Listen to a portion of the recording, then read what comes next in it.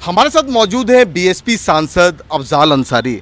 Sir, Bharat समाचार पर एक बड़ी कार्रवाई हुई है, इसको आप कैसे देखते हैं? हाँ, इस कार्रवाई के बारे में हमने भी सुना और लोकतंत्र की व्यवस्था में एक शर्मनाक घटना है ये। देखने में आ रहा कुछ दिनों से कि लगातार ऐसे सवाल खड़े किए जा रहे थे और डिबेट के माध्यम से कि जिससे सरकार बेचैन थी, लेकिन लोकतंत्र में जनता के बीच में जो मुद्दे हैं उन मुद्दों पर अगर लोकतंत्र के चौथे स्तंभ की ओर से कोई सवाल खड़ा किया जाता है तो कहीं से भी ये कानून के विपरीत नहीं है।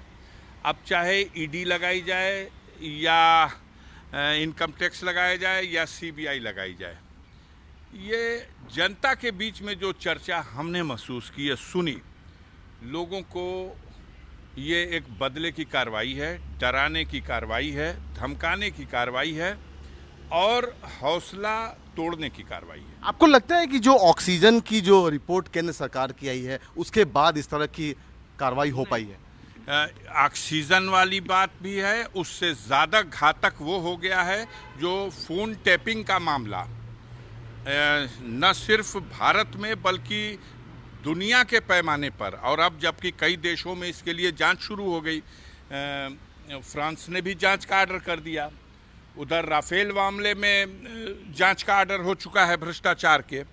तो सरकार इस समय लोकसभा का सत्र चल रहा है, तो इस दौरान ये एक्सपेक्ट नहीं कर रही थी कि इस तरह से ये चीज़ें सामने आएंगी और वो जो भी परिस्थितियां रही हों, ये जो निर्णय लिया गया है समाचार पत्र के साथ या ये भारत समाचार के साथ, दोनों के बारे में आम जनता में मैंने काफ़ी बेचैनी देखी है। मैं अभी घर से चला रहा हूँ, बनारस एयरपोर्ट पे भी कई लोग मिले, उन लोगों ने भी ये चर्चा की।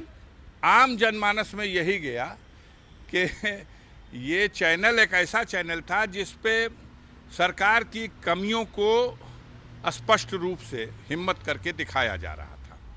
अब गोदी मीडिया के लोग एक तरफ से बड़ी संख्या में सरकार की बोली बोल रहे हैं और ऐसे में जनता उनको नकार करके, अगर कोई ऐसा अखबार, कोई ऐसा चैनल जहां पर सच्चाई को सामने लाया जा रहा है तो उधर आकर्षण बढ़ रहा है।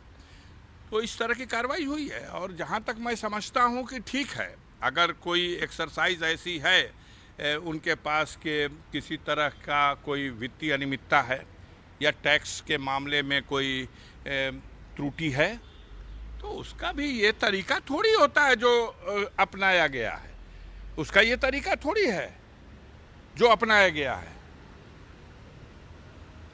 विरोधी राजनीतिक दल के लोगों के साथ जो कुछ हो रहा था वहां तक तो अभी बात अलग तरह से थी, लेकिन आपने जिक्र किया था कि जो भुक्तभोगी है वो, आप सामने भी एक बार कहे थे कि आप लोग भी कभी कभार इसके उसमें निशाने में आ सकते हैं। मैंने कहा था और आज फिर कह रहा हूं कि जो लोग अपने को दर्शक दीर्घा में सुरक्षित महसूस कर रहे हैं, नंबर सबका आना है।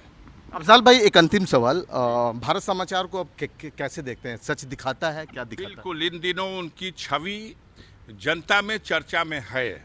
मैं व्यक्तिगत अपनी राय अलग से दूंगा, लेकिन जनता के बीच में चर्चा है। वो वीरेंद्र सिंह जो उनका रिपोर्टर है और ब्रजेश मिश्रा जिस तरह से चीज़ों को मजबूती से रखते हैं, ये सबके दिल गुर्दे की बात नहीं है।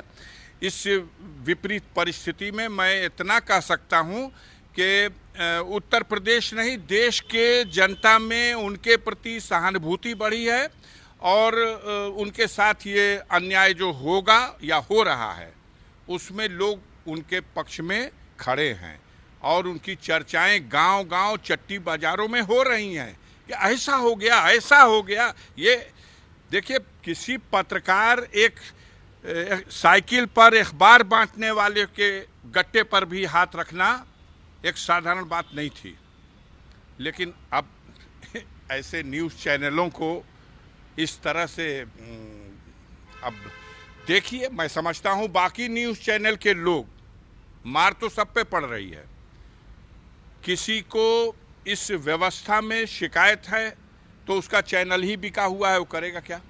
लेकिन चैनल में काम करने वाले सब दुखी हैं। सबको पता है जहां स्टाफ 50 का था अब वहां 20 रह गया, जहां काम कुछ घंटे लिए जाते थे अब 24 घंटे लिए जाते हैं, जहां पैसा उन्हें कम से कम इतना मिल जाता था कि वो अपनी रोजी रोटी चला सकें, अब वो पैसा भी नहीं मिलता है और न सम्मान मिलता है। और एक रटा रटाया, छपा छपाया, लिखा लिखाया सरकार की तरफ से जो विज्ञप्ति उन्हें दी जाती है उसको वो दिखा रहे हैं। जनता में तो छवि धूमिल हो रही है, उन लोग की तो छवि धूमिल हो रही है। और ये चैनल इसलिए थोड़ा सा इस वक्त ज़्यादा ही चर्चा में आ गया था कि सवाल खड़ा कर रहा था, और वो सवाल खड़ा कर रहा था जो जनता के बीच में चर्चा में है। आप देख सकते हैं बीएसपी सांसद अफजाल अंसारी ने साफ कहा कि ये चैनल वो चीज़ है जो सवाल खड़े करता था और जनता के बीच में है। कैमरामैन रोहित के साथ पुष्कल, भारत समाचार, दिल्ली।